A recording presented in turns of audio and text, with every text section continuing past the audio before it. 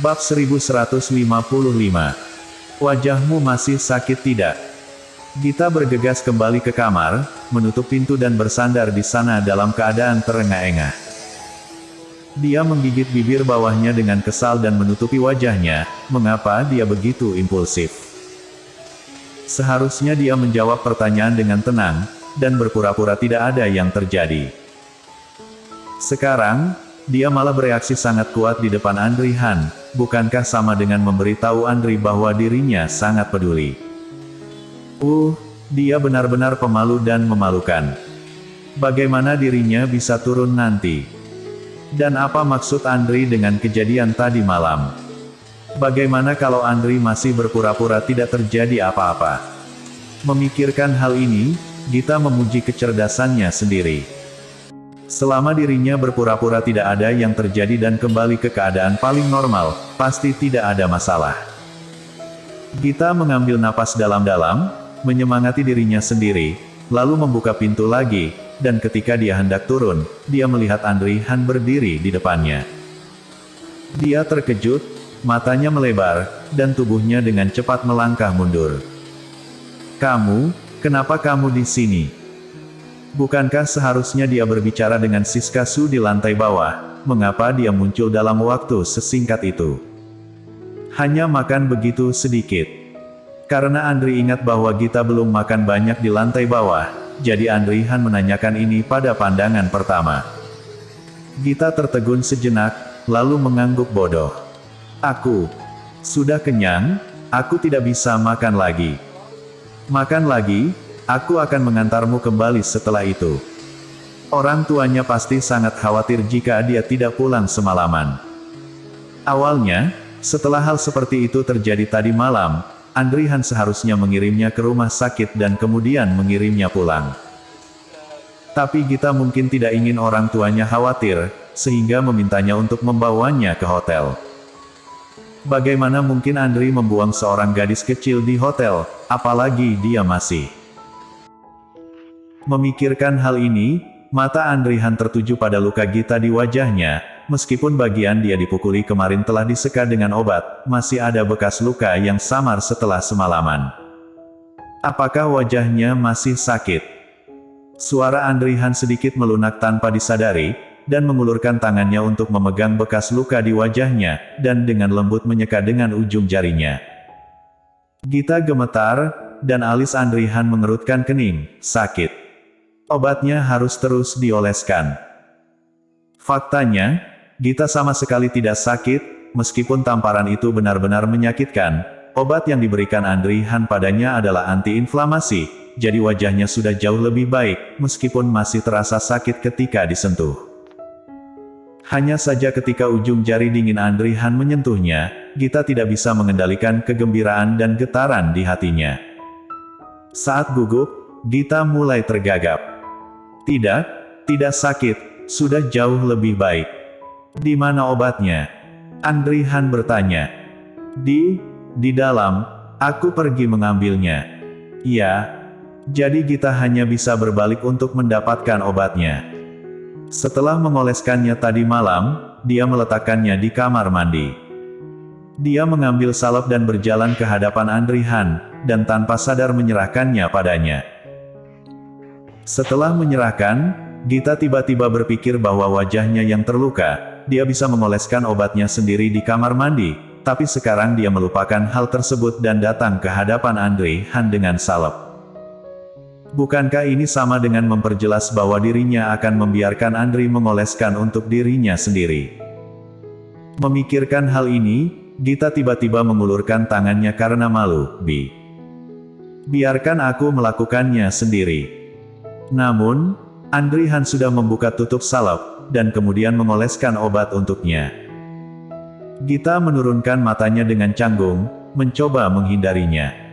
Jangan bergerak. Napas datang dari pipinya, meludah di wajahnya. Gita mengedipkan matanya dengan cepat, dan bisa merasakan jari-jari Andri Han yang sedikit panas meluncur di wajahnya inci demi inci sampai obatnya selesai dioleskan. Gita sangat gugup sehingga jari-jari kakinya meringkuk. Sudah selesai, turun dan makan sesuatu dulu, lalu aku akan mengirimmu kembali. Oh, baik. Gita mengangguk santai, dan mengikutinya ke bawah. Milo awalnya duduk di sofa, saat melihatnya mengikuti Andri Han, dia melarikan diri tanpa jejak sambil melincir. Gita tidak bisa berkata-kata. Tidak bisakah Milo memberinya sedikit wajah di depan Andri Han? Berlari begitu cepat, seolah-olah dirinya akan diam-diam menggertaknya. Milo sepertinya tidak menyukaiku lagi. Iya. Andri Han menjawab dengan acuh tak acuh, Milo tidak suka diganggu saat makan.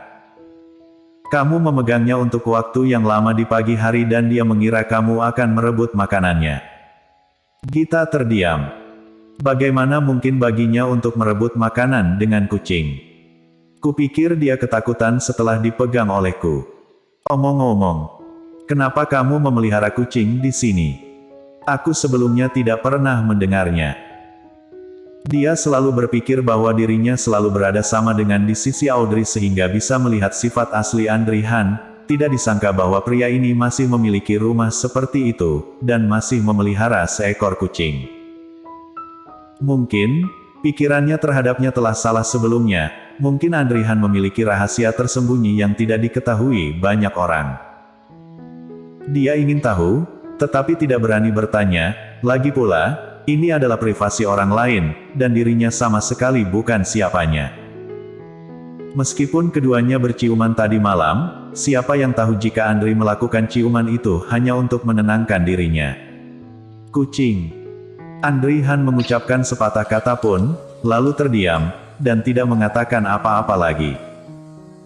Gita tiba-tiba menjadi penasaran, apakah kucing itu punya cerita? Mantan pacar? Atau apa lagi? Tidak benar, dirinya tidak pernah mendengar Andri Han pernah berpacaran, seharusnya bukan mantan pacarnya. Gita sedang berpikir liar, tapi telepon berdering, itu adalah panggilan Hani Luo, jadi Gita menjawabnya. Bu. Gita, bukankah kamu bilang akan kembali hari ini? Sudah jam berapa sekarang? Ingin membuat ibu dan ayahmu cemas ya? Gita melirik waktu. Meskipun belum terlambat, hari sudah tidak dini lagi. Sudah hampir jam 8:30. Biasanya, orang tuanya bangun jam 6:30. Setelah apa yang terjadi tadi malam, orang tuanya pasti tidak tidur nyenyak dan tidak tidur semalaman. Setelah bersusah payah menunggu matahari terbit, mereka menunggunya selama beberapa jam. Gita merasa bersalah dan dengan cepat berkata, Bu, aku akan kembali sekarang. Jangan khawatir padaku. Apakah kalian sudah sarapan? Makan saja dulu. Aku akan menjelaskan semuanya kepada kalian ketika aku kembali. Benarkah? Kalau begitu cepatlah kembali, jangan biarkan kami menunggumu terlalu lama. Setelah menutup telepon, Gita menatap Andri Han. Itu. Ibuku mendesakku untuk kembali, aku. Ayo pergi. Andri Han kembali ke kamar dan mengambil kunci. Ketika dia keluar, dia mengenakan mantel dan memegang satu mantel lagi di tangannya. Pakailah, cuacanya masih agak dingin. Gita mengambil jaketnya dan menemukan bahwa itu adalah jaket pendek dan tidak akan terlalu besar untuknya. Setelah sampai di pintu, Gita melihat sepasang sepatu putih ala perempuan di rak sepatu yang mirip dengan apa yang biasanya dia kenakan. Apakah ini untukku? Kalau tidak, untuk siapa? Andri Han telah selesai mengenakan sepatu, bersandar di pintu dengan kunci mobil dan menatapnya. Bersambung.